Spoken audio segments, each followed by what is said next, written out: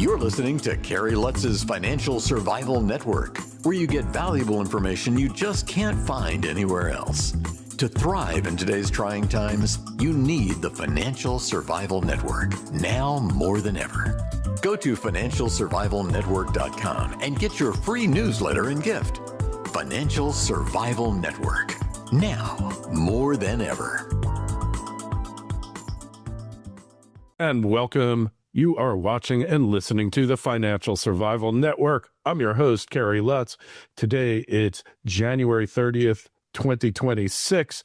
Big day. I couldn't have planned it better. Martin Armstrong is on with us now. It's been kind of a momentous day and a momentous month in the metals markets for sure. I mean, as we're talking, gold is down $505 the ounce. Silver is down $32 the ounce. Martin, you were like calling for Monday for an inflection point for gold. You were off by 24 hours, but I guess it's better than most of these other analysts who are off by years and decades, right? Well, it's like holding your hand up in the air. We can all do that, but keep it there. Eventually it feels so heavy, it's got to come down, And the biggest problem with the metals, which is very interesting this time, most of the rally has been actually short covering rather than, people running out and, I just got to buy it sort of thing. So you don't have the real tremendous speculative type bubble, demand bubble. And I've spoken to many people in the industry, refiners, etc. And what's going on is that a lot of people that did have silver were dumping it at these kind of prices. Mm-hmm. To the point that the refiners are no longer, even accepting it or offering any money in advance. They're puking silver. Yeah, so that comes back to the small dealers. They can't buy it because they can't sell it. They don't have the capital to keep going. So, whatever they buy today, they're typically selling it off to the wholesalers the next day. And if they're not paying, it's taking 2 to 3 months to get it, then they stop buying. This is really what's going on. And so you get an inflection point at this stage, but our computer's clearly showing this is not, the end of the bull market. This is not a major long-term high like 1980, something along those lines. This is still a perfect storm, in the sense that we have shortages in metals, a lack of refining capacity. We have sovereign debt crisis going on around the world. And then you got war. So when you have this sort of a perfect storm, it still looks as though fine. You get an inflection point, you pull back short term, and then it's going to, take off again. We may even see a temporary low by next week and then a bounce back again. It's mainly people who've been shorting, expecting it, like 62% decline and all this stuff, and that's going to stay down there. We're just not dealing with the same thing that we were dealing with years ago. Yeah, the physical shortage, the actual deficit in silver, and then we have expanding industrial uses in everything. I don't have to repeat them, but cars, you name it, cruise missiles, and solar panels and all the electronics, they all need silver. There's no substitute. And we haven't been producing enough because prices have been too low, and it's all byproduct mining. So when we talked a couple of times ago, you said gold would hit 5,000 and then 10,000 really quick, because when it breaks a number like 5,000, then there's not much resistance ahead. So you called this, your article was yesterday saying that Monday was probably that point, and it turned out to be Friday, but 10,000 gold is still on the horizon, isn't it? Yeah, I mean, this is not longer term. I mean, by the time we get into 2032, I would expect like silver at least like around 165. And the same thing with gold. I mean, a lot of the, unfortunately, a lot of the gold bugs have constantly misrepresented what gold has gone up for. I mean, I was there in the 1980s, and gold went from about 400 to 875 in the last 6 weeks, and that's when Russia invaded Afghanistan. It's geopolitical. It's not. You don't get that doubling effect in 6 weeks because of inflation. That's just nonsense. It's more of a geopolitical thing. It's the same thing, like with BRICS. You took Russia out of SWIFT. That was then a warning sign to everybody else. If they don't do what the Biden administration ordered them to do, they could be removed. And you even have Blinken even threaten China. Don't support Russia in this Ukraine war, or we might do the same to you. Really. The problem I have with these people is that they, in all honesty, they're complete idiots. Because all they look at is what's in front of their nose. Oh, I got to beat Russia. So let's do this. Okay. What are the implications of what you're doing?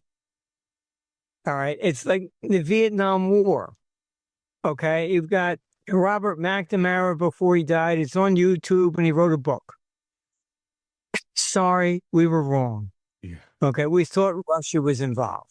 Well, not only did 58,000 Americans die because they were wrong, but you broke Bretton Woods. The whole gold standard. I mean, I think a 3-year-old with a pocket calculator could have figured it was going to crash. You can't fix the price of gold at $35, but then continue to print dollars for whatever you want to wage wars. Then you had Johnson and the great, society and socialism.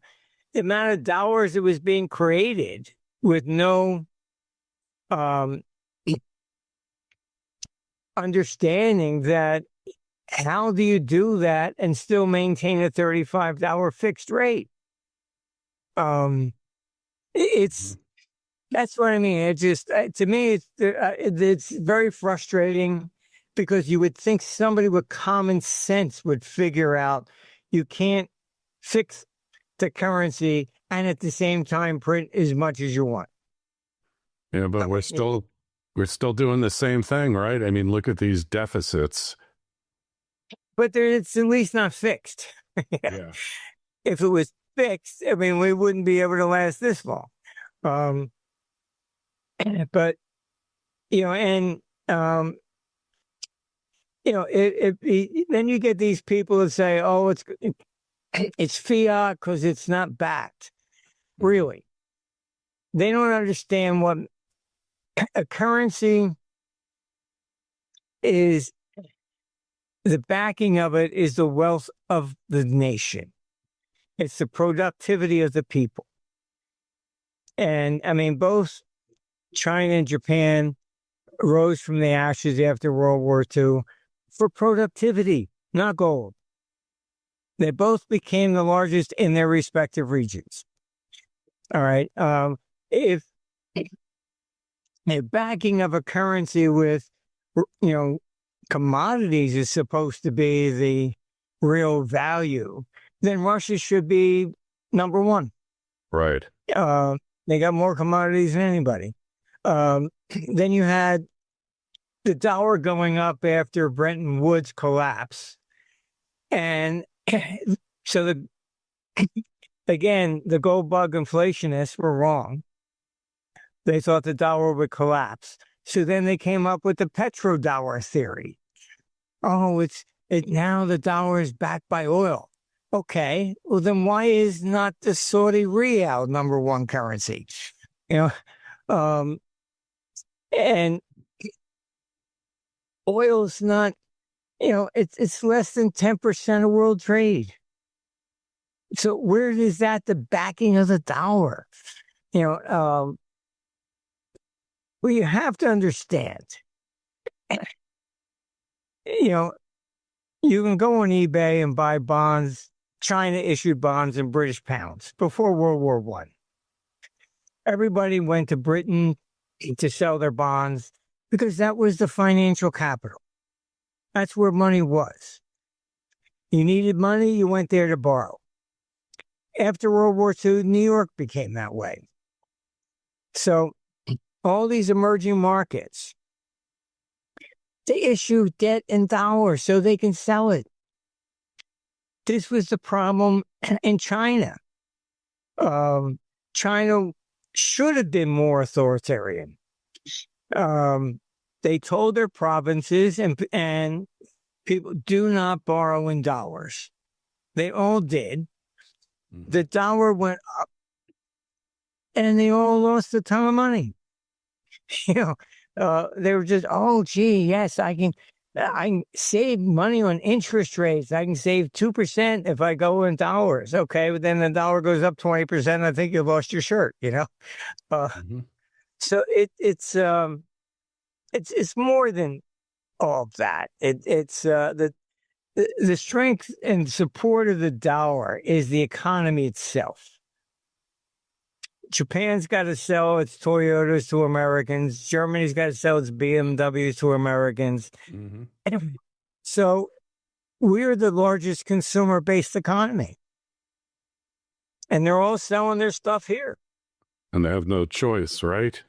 They have to sell here or they lose a huge part of their market. Look, that was the whole idea behind the euro.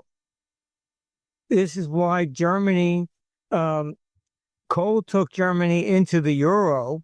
It didn't allow the people to vote under the theory that with a single currency for Europe, they could export more cars, etc., to the rest of Europe and eliminate the foreign exchange risk. Because if the Deutschmark went up by 20%, then the price of a car to an Italian went up 20%, and they couldn't sell it. Right. So, I saw that back in 85. I was living in London. I bought a Ferrari, 308. It was a $60-some thousand car in the United States at the time. And in British pounds, the pound went down to par. Right. So I got it for 42,000 or whatever it was. But then the pound went back to $2. Ferrari couldn't afford to sell cars at 40-some thousand. So they raised the price in pounds. But then the pound doubles. And then everybody saw Ferraris were suddenly double in price. So the idiots, then you saw people buying Ferraris because they thought the Ferrari was the investment. It was just currency. Yeah. I met somebody in Toronto. He had like 40 Ferraris, and he thought this was a fantastic investment. I said, it wasn't the Ferrari that went up. I'm sorry. It was all currency. I love it. I love it. So at the World Economic Conference, and any of you out there, I highly recommend that you go to the next one, because it's just you can't get information in that group of people that are there. You'll never find these people any other place. But you talked about the panic, 2026 being panic cycle year. It looks like it's living up to that, and we're getting closer and closer. If I remember correctly, March, May, April, May was kind of where it peaks. Yeah, it's a panic cycle is typically something that takes out both directions. From a trader's perspective, you just exceeded yesterday's high and you turn around and you crash for the afternoon and you take out the low. That's what we call panic cycle. So we had this on war starting here in 26, as well as the euro. And so you have the euro rising. They expected it to rise first and then turn around and go down. The prospect of war developing is quite high. I mean, as you know, I was shocked to be called in to even ask to write the peace plan for Russia. And I took my assistant, Hannah. At first it was like I was being invited in for a briefing. I said, "You want to brief me on what's going on in Russia?" I mean, all right, I'll show up. And then she had to leave the room. I said, "Oh, so this is real national security stuff now." And so I was asked to write this peace plan. And then they said, "We want you to use your back channels." I said, "You want me to do that?" And they said, "Yes." So I did. I got it on Putin's desk. Took me 4 days to write the thing. And like a college, preparing for a college exam, you're working 15 hours a day. And like 2 days later, Lavrov came out and said, "We are willing to guarantee we're not interested in invading NATO." And at that meeting, I was told, "We agree with you. We will not be in war with Russia. It will be China." And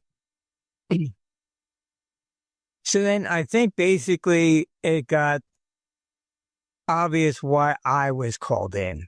Because I think the neocons that have infiltrated the Trump administration were blocking everything all the time. At that meeting, I mean, you know me, I just say whatever it is that Yeah.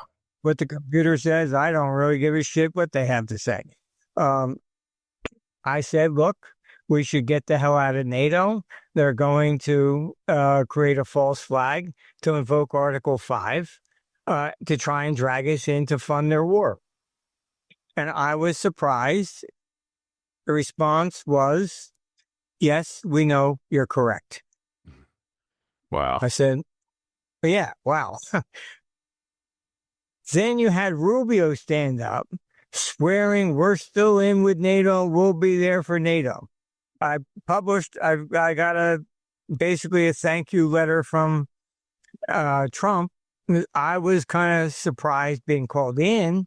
And I even asked, I said, "Is this sanctioned?" Because I'm wondering if I'm being called in by some side group or something, And I said, "No, this is sanctioned. You were approved to be called in." I said, "Oh, all right, fine." So now I did get a thank you letter from Trump, which I put on the blog. But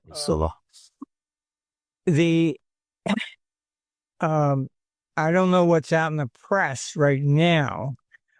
It should be out maybe today or by tomorrow or something like that. But now I've heard that Trump is going to shut down over 200 NATO installations. Wow. And that's big. People. So, check the press. That might be coming out, very soon. So it's hard for me to say. I've dealt with Europe and I've dealt with the U.S. And so I've again, I think part of the reason I was called in is because I was called in initially for designing the euro from scratch. So I know all the ins and outs and how it wasn't formed correctly. And And that's the debt problem that they have. We saw it initially in 2010 when Greece got in trouble. Right. When, I'm not an academic, I'm a trader. After that, what happened? Immediately, all the guys, they made a lot of money short in Greece. Great. Who's next? Oh, Spain. Okay. And then you go off. All right. This is the problem with Europe because they did not consolidate the debt. Right. Each country still has its own debt, and each country prints euros. They have little codes on the notes that should say which central bank does it come from. The structural flaw here is you've had UK and France both admit, their finance ministers admit they could be pushed to the point of needing an IMF bailout. That's what Greece was in 2010. Mm-hmm. Okay. So let's say for argument, the traders are watching France meticulously. If it just smells like they might be in trouble, they're going to start shorting. So then what are you short? You're going to look to see which banks hold the most French debt. That's how it worked with Greece. Right. So then, because they didn't consolidate this, it turns into a contagion.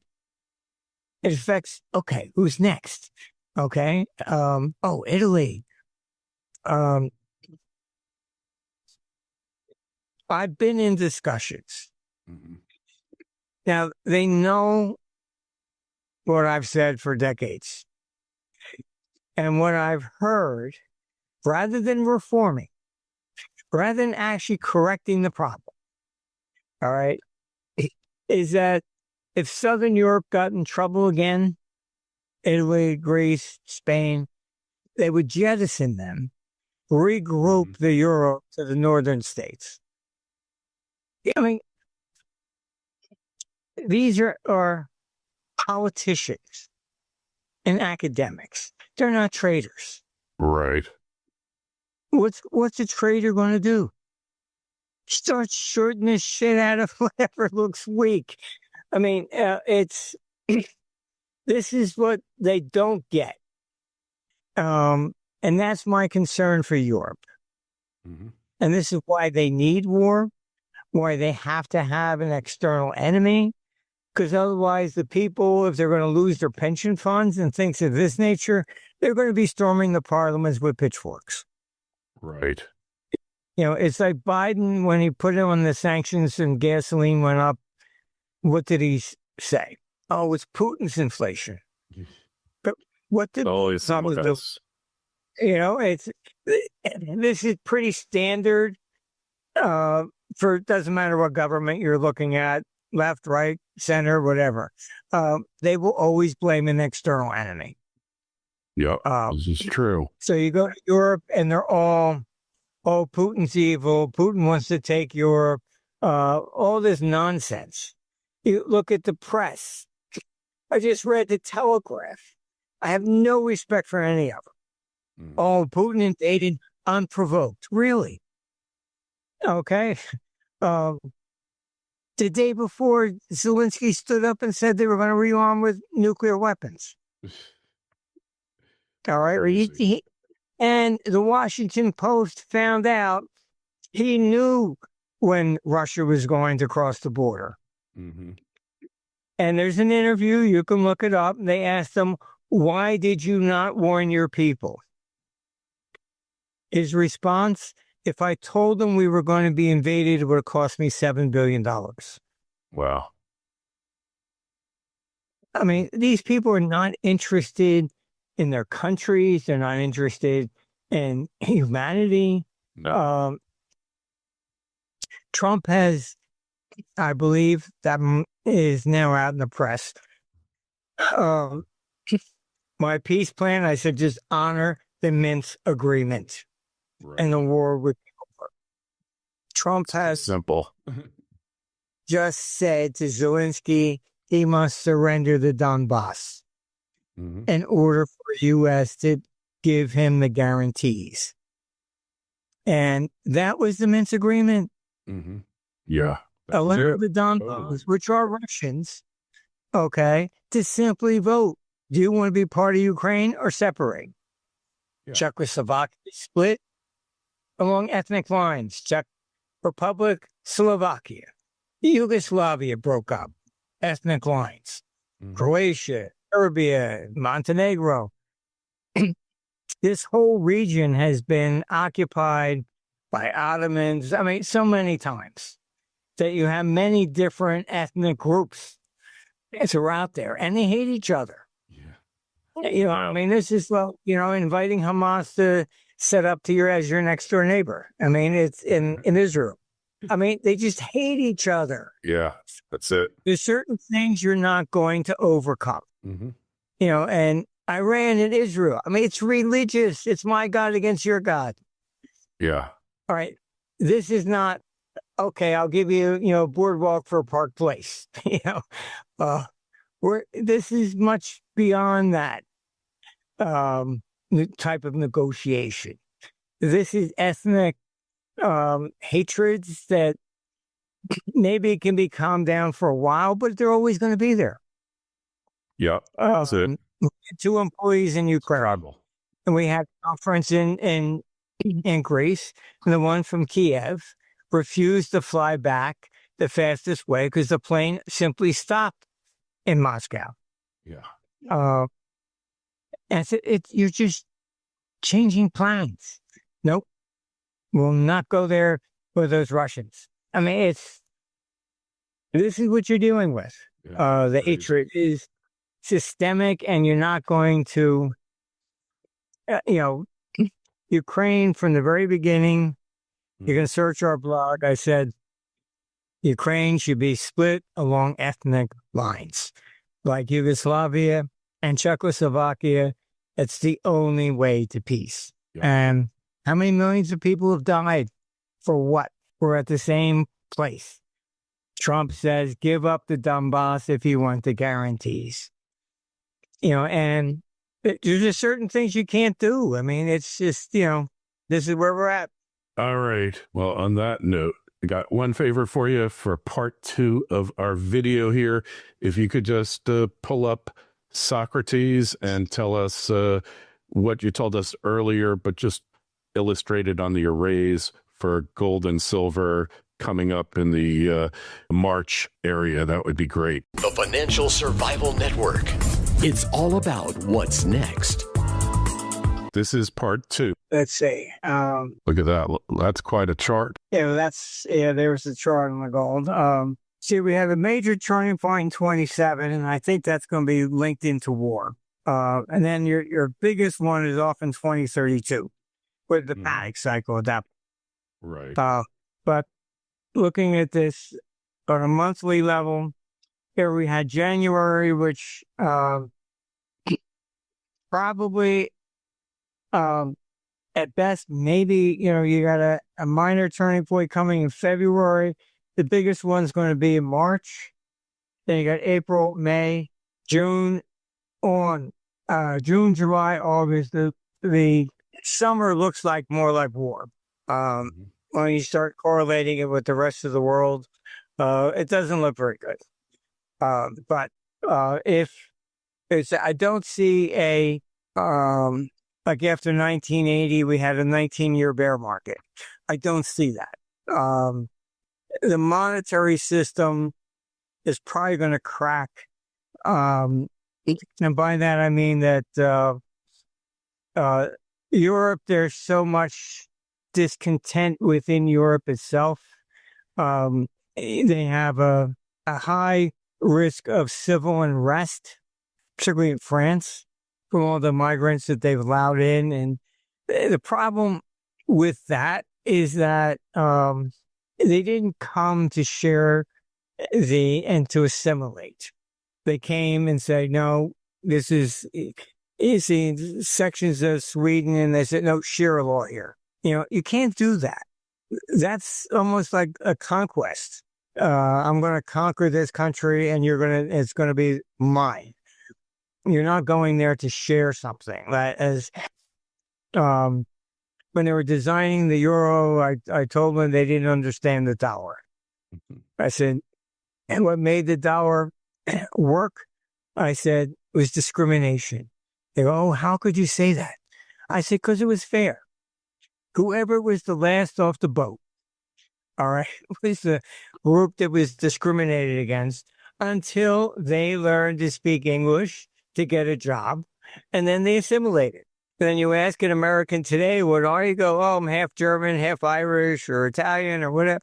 Then everybody intermarried once you had the same language. That's what you don't see in Europe. Yeah, there's some exceptions. But do you really see somebody from Scotland going down and marrying somebody from Sicily? They don't speak the same language. The culture's different. This is what keeps Europe divided. And that's why I warn them about creating the euro. You're trying to forcibly create the United States. And it doesn't work that way. All right? There was no, central decree. You must speak English or whatever. I mean, if I'm going to hire somebody to answer the phones, they got to speak English. They can't say "que pasa," Sure. And a lot of people have difficulty now with, tech support with some of these companies because they come from India and they don't understand the accent. I've had it. I've had that myself. So we've all had that. So, excuse me, what are you saying? So gold, silver, we're looking at new highs in March? It depends how much of a pullback we get, but I would say if you get a low by March, the fact that is the major target, you're going to see a rally from there on out, probably into 27. Wow. That's pretty amazing. All right. Well, I've already pressed you for too much information here, Marty, but look, this is like we've been putting off our call for like weeks now, but it worked out perfectly because you just wrote the article yesterday for your blog, which I saw, which said that Monday would be the turning point. You were one trading day late, but I didn't see that from anybody else. And even myself, I thought it was possible, but I didn't think it was really going to happen right at this moment. But there it was, right smack dab. And now, so this is a fake breakdown then, effectively, right? Head fake? The rally was also kind of fake because it was mostly short covering. And I think they pushed it. I pushed it higher just so they could break it down faster now. That's my perception of what happened here. A lot of professionals have lost their shirts on this one. Not me. I'm not a professional, though. I don't profess to be one, but I'm still sitting pretty. Well, I think what happens is that they think they're in the middle of it and they know everything that's going on, and they don't. Because it's your own actions that make some of this stuff. I know one major player that lost a ton of money on silver, shorting it too early. Wow. But this is what makes markets. It's we have to understand this rally has been different than most, and that's why I would say that. There aren't too many people around that actually. I mean, I was there for 1980. I traded the whole damn thing.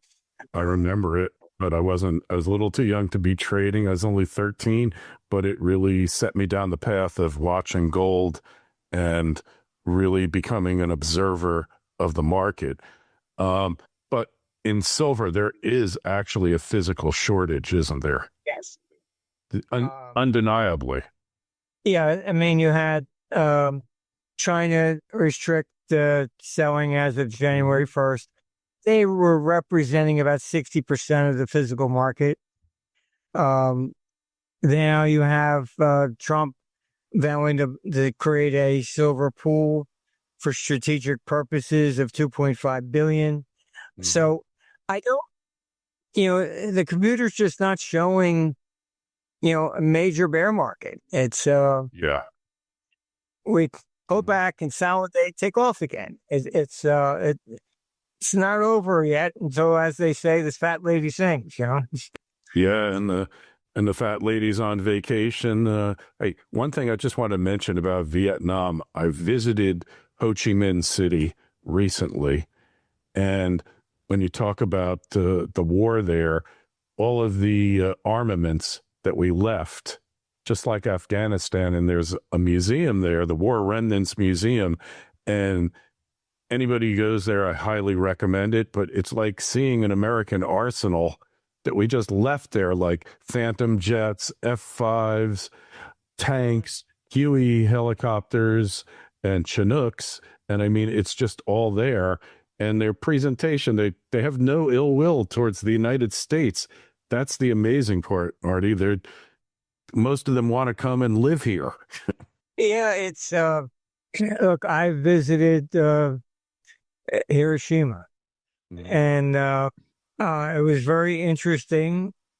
I had people coming up apologizing to me that America had to, drop bombs. Go figure. It was in Tokyo when the Gulf War, because of the Constitution, that Japan wasn't allowed to have troops more than 200 miles offshore. Right. They were sending money, but so many other people didn't understand it. And they were criticizing the Japanese. Oh, they'll send money, but they won't send their boys. Right. And so the politicians were getting together and making a motion to change the Constitution so they could send troops offshore. And I was in Tokyo. I'm telling you, there was at least 1 million people in protests. And I spoke to some, and their view was, if they changed the Constitution, the military would seize power again. And they were afraid they would take them back to war. Doesn't seem real likely. They're all military. But smart to distrust the military-industrial complex. And while we're at it, I just want to mention a new book coming out. It's called America's Great Parking Scam. You've Been Robbed. And I can't get it to go clearly on the camera. There we go. I have to cover up my face. But it's how you recognize these extractive, exploitative systems and what you can do about it. Coming out soon. Marty, appreciate you coming on. Of course, Armstrong Economics.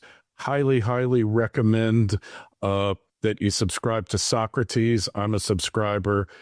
Sometimes I have to use AI to figure out exactly what Marty is saying, but it's almost always right. So obviously, he's tapped into something that the rest of us have only dreamed of. And if you got any questions or comments, kl@kerrylutz.com. Just drop me a line. All right, Marty, thanks. Oh, thank you. Take care of yourself. Thanks for listening to Kerry Lutz's Financial Survival Network, your solution to today's trying times. For the latest, go to financialsurvivalnetwork.com. Financial Survival Network, now more than ever.